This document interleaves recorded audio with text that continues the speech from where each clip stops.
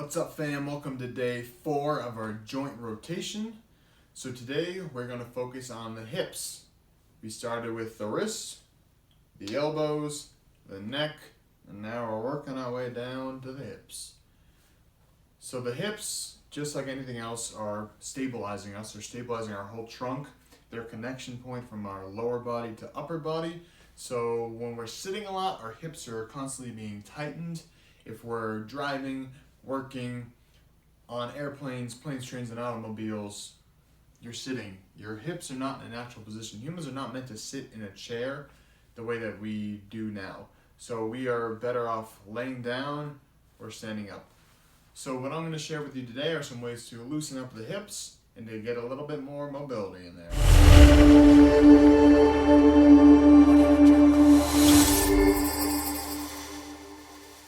So as I mentioned, the hips are a very important part of stabilizing our entire body, stabilizing the upper body with the core, and connecting the lower body with our legs. So when we are sitting all day, those are getting real tight. So now we're going to focus on loosening, mobilizing, and just bringing more health and vitality to our hips. So the first thing I like to do, for all you SpongeBob fans out there, we're gonna bring it around town. So just making circles, bringing it around town.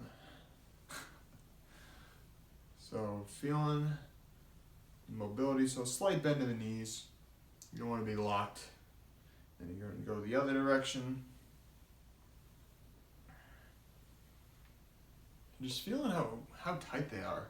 Maybe change your foot position a little bit to get a little bit wider or a little bit narrower, whatever feels right for your body. Then you can either hold on to something or get a double whammy, practice your balance. Just making some hip circles, so opening up the hip. So trying to focus on opening and going the other side.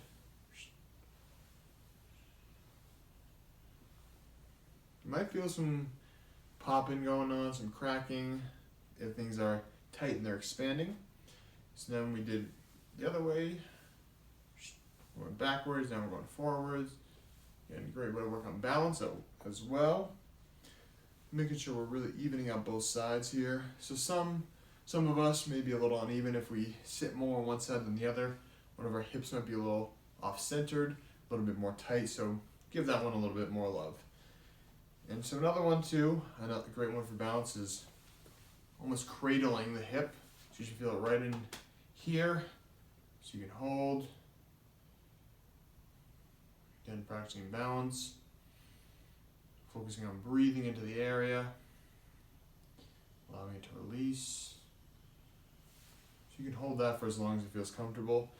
You can also do pigeon pose, which many of you yogis do, but again, we're going to balance on the other side as well.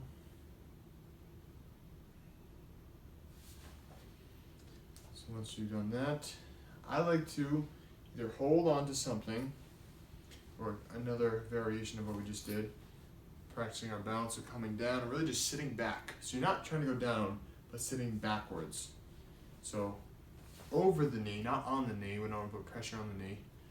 And sitting backwards, you're going to feel that stretch. Right in the hip. Again, this is something you can do with pigeon pose and yoga as well.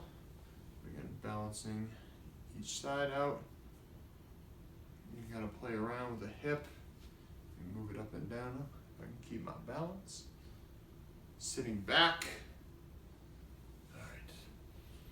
And now I also just like to kind of bring it up. The hip moves in many directions. The hip is not a linear joint because it can go side to side, it can go front to back, it can go across. So crossing over, trying to get all these ranges of motion in there. So just loosening up the hips, every range of motion across the body. You can go front and back, balancing. Again, you can hold on to something if you're having trouble balancing.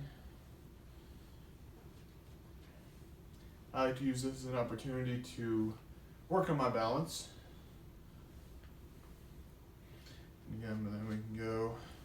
across.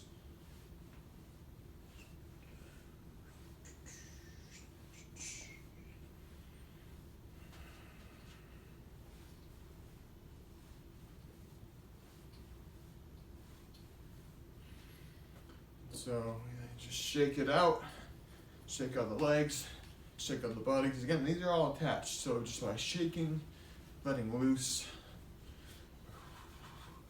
Shaking is great for the entire body, breaking up any dead tissue there, loosening up the joints, because you're not forcing anything, you're just kind of letting gravity take over as you move around here. So again, those are some different exercises you can try if you have tight hips. And even if you don't, I highly recommend using some of those for 5 or so minutes before doing any sort of physical activities to warm up the motion, warm up the joints. So maybe just doing some of these, some hip openers, some hip swings. And you don't need to do a deep stretch like that before you exercise, because you don't want to expand it too much and then try to do a vigorous activity. That's kind of counterintuitive, because when you're exercising, your muscles tighten. So that's great for recovery. These ones, more the pigeon poses, the holds when you're going down, but just for mobility, warming up.